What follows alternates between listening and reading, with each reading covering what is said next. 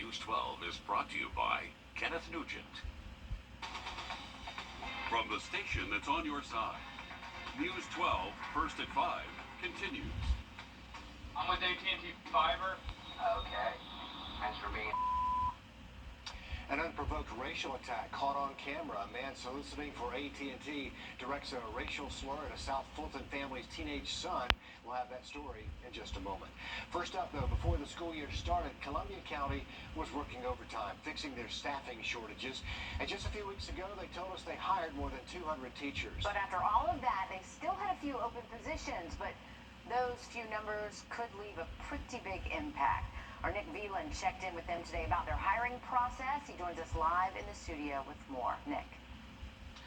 The school district says nationally the number of people wanting to become teachers has gone down at an alarming rate for most school districts. For Columbia County, they saw this and looked to fill jobs as early as they could start in January. The Chief Resource Officer, Dr. Anthony Wright, says this struggle isn't over yet, and the county will be looking to recruit for teachers in places they never went before in the future. As of now, the school district still has 10 certified teaching openings and around 100 uncertified jobs, which can range from bus drivers to custodians. Wright told me what positions are open now and what they're looking to keep an eye on going forward. On the non-certified side, we're always looking for bus drivers. We're looking for special education paraprofessionals, mainly the autism spectrum disorder types and those that want to serve in that area. Once again, custodians and school nutrition workers. But again, though, we're operational, but we're always looking for those kinds of individuals that serve in our schools. County will continue to fill these positions into the school year, and I'll have more on Columbia County's teacher vacancies and how a few people came back to help out at 6 o'clock on News 12. Nick, thanks. We are live at 5 at the Augusta Casino. Happening right now, a back-to-school bash hosted by Tabernacle Baptist Church. They have vendors, food trucks, music, and a kids' play area there, along with a school supply giveaway. This event is just getting started. It runs until 10 o'clock tonight. Those supplies, though, are limited. Later at 6 o'clock, Claire Allen there talking to event organizers about the importance of setting these students up for success. We have more news ahead, but first, we've made it to our end of the work week, and Riley... Forecast in just about 10 minutes. Riley, thank you. An unprovoked racial comment caught on camera. A man soliciting for AT&T directs a racial slur at a South Fulton family's teenage son. All of this happened just on Wednesday. Now the family is calling for action. Crystal Bowie has that story. This man was going door to door soliciting customers on Concord Loop in South Fulton. I'm with AT&T Fiber. 16-year-old Montrell Godley answered through the Ring camera and said he needed to talk to his father first, but that's when the man walked away saying this. Okay. Thanks for being... We bleeped out the moment he calls Montrell the derogatory N-word, and he appears to use it a second time as he walks towards the driveway. The family shaken and traumatized by what they saw on camera. I was in shock because this is my first time ever having to deal with anything like this. So I didn't expect that. And it was, I was a loss of words. A hateful, hurtful attack no one should have to experience. It's just something that no African American should accept. Montrell's dad just as frustrated as his son. That stuff is unacceptable. It's offensive, it's painful, it's hurtful, and it can leave long-lasting, damaging scars. And he wants action immediately. I don't think that somebody who has that type of hatred in their heart needs to be going into communities. Even willing to take that action himself. Somebody needs to sit down and talk to him. I'd even be willing to sit down and talk to him and explain to him, like, the damage that you caused with the choice of words that you used. AT&T says they have terminated the relationship with the vendor. They released a statement saying in part, quote, "This vendor's behavior is vile and offensive and goes against everything we stand for as a company." So awful anywhere in the community, especially bad when it arrives on your doorstep. But you know what? Having a Ring camera, a Nest camera, one of those doorbell cameras, they can catch moments like this. Just think of the porch pirates, all the things that we've been able to show people caught in the act of doing things and thefts. This, of course, not a crime in that respect, but still something that needs to be addressed. Sure. So as long as you have those doorbell cameras, keep recording, because you're going to catch some people behaving badly, and then changes can possibly happen As in this as case, a result. AT&T did respond. Right. So Yes. I'm glad they had it on camera Sure. so that they could move forward and people would believe them.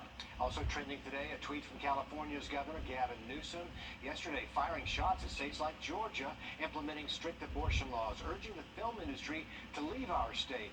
That's alongside an announcement that California will extend tax credits for productions that do that. Disney, Netflix, and others have reacted to restrictive legislation announcing programs to help their employees who want an abortion but can't do so in their home state. At last check, Georgia's Governor Kemp has not responded.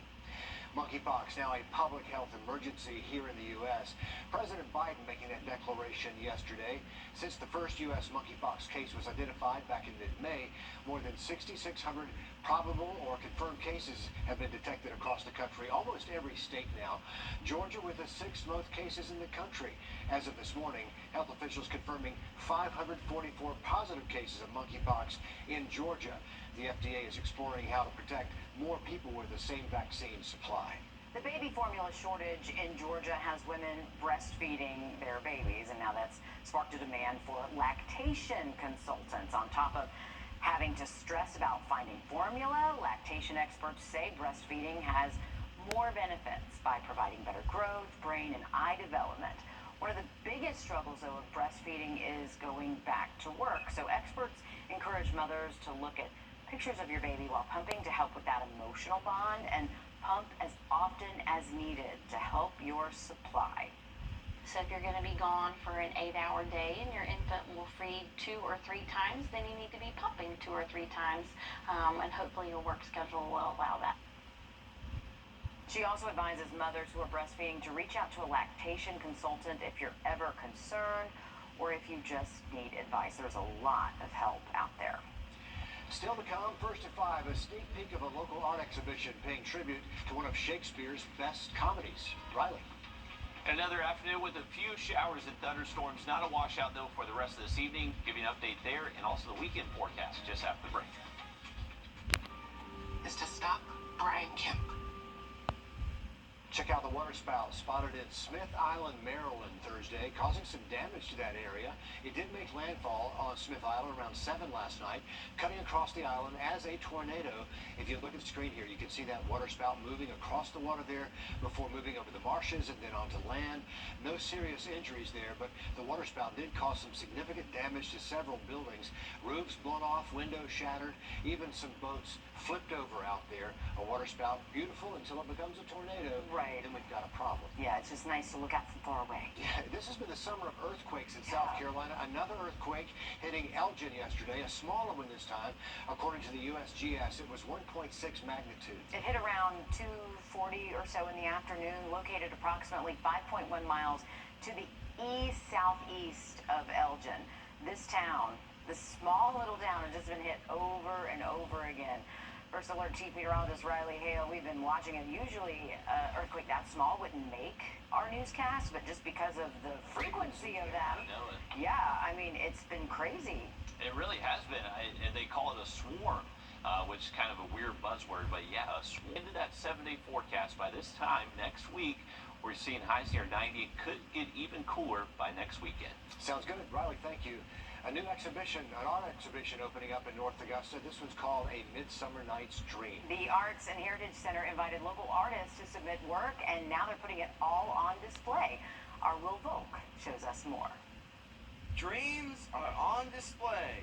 Since it's the middle of the summer, and we thought this would be a good way to get people out and involved in their art a little bit more. Marianne Bigger is the executive director of the Arts and Heritage Center of North Augusta, where a new exhibit called A Midsummer Night's Dream just opened. We had heard that a lot of our artists want additional space to show their work, and we said we can do that. The center invited all artists from across the area to create work to display and put up for sale. They opened it to all ages, too. Some artists are as young as 12, while others are in their 70s. This exhibit is inspired by Shakespeare's play of the same name.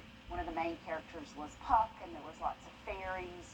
It was a love story in the play, so we have lots of whimsical creations here. For her, it's great to see this come together. About 50 artists brought their dreams here. I like the whimsicalness of it. It's very unique. It's not something that we've done in the past, so I think everybody will be pleasantly surprised when they come and see it. In North Augusta, Will Bolt, on your side. So the center is planning a free reception in about 2 weeks. They're going to do that August 18th. Artists will be there, they'll have live music, and the winner will be announced. That exhibit runs until September 2nd, so got a little time to get out there and see it. Definitely worth checking out. Yeah, cool stuff. Can an iPad replace a laptop? Well, Apple seems to think so. After the break, we will compare the two to see how it stands up to schoolwork. Call Canty Foundation Specialist for your free estimate. Canty can fix it. If you're in the market for a new laptop for yourself or maybe a student heading off to college, you might have wondered, hey, is an iPad just as good for doing all of the things that you need? Certainly more compact. Technology reporter Jamie Tucker puts that theory to the test to see how iPads and MacBooks compare and whether you'll save any money by choosing a tablet over the computer. There are many reasons you might want to use an iPad instead of a bulky laptop. It's easier to carry, put in a backpack, and it uses the App Store. So can it replace a laptop? For some people it can, but you're going to need some extras. A keyboard will make an iPad more like using a computer. Apple's Magic keyboards range from $160 to $300. Bridge makes Bluetooth keyboards for all iPads. They have backlit keys and the battery runs for days. A Bridge keyboard with a trackpad is $160 to $190. The new iPad operating system works with a mouse just like a computer. You can also have more than one program or app on the screen at the same time. But unlike laptops, there are no USB ports on iPads, only the USB-C charging port. There is a way around this. Anchor makes a hub that plugs into a charging port and adds slots for standard USB, SD cards, and an HDMI cable. You can use the iPad's Files app to move items from a flash drive or external hard drive just like you would with a laptop. You're not saving money by choosing an iPad. The new iPad Pros cost $800 to $1,100. Add a keyboard and you're looking at just under $1,000 or more. Last year's MacBook Air cost $900, and right now Apple's offering an extra $150 gift card on MacBook purchases. So it's really up to you. Comparing an iPad to a MacBook, price is fairly similar, but if you're looking to replace a bulky PC laptop, the iPad is the way to go. Of course, you're going to spend a lot more money. That's What the Tech. I'm Jamie Tucker.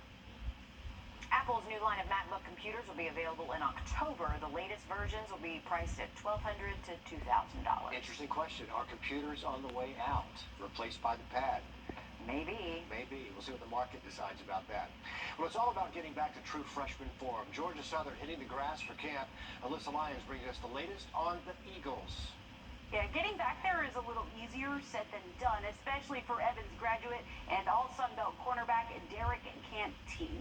The redshirt junior had his season cut short last year during the second game of the Eagles' 2021 campaign. Canteen recorded one tackle before tearing his pectoral muscle. The injury left him sidelined for the rest of the season. After being limited to the no-wake zone during practice this spring, Canteen is ready to make some big waves this fall. The off-season in the spring has been huge for not just me, but for the team. So, trusting in your abilities, trusting in your skills, and your work that you put in, carries over to the field. So I don't really look too much into the injury. I just look at the work that we all put in, and I trust my teammates, I trust myself. As a freshman, the cornerback went to earn All-American honors after tying the FBS lead and program record with 6 interceptions. We'll be right back after this.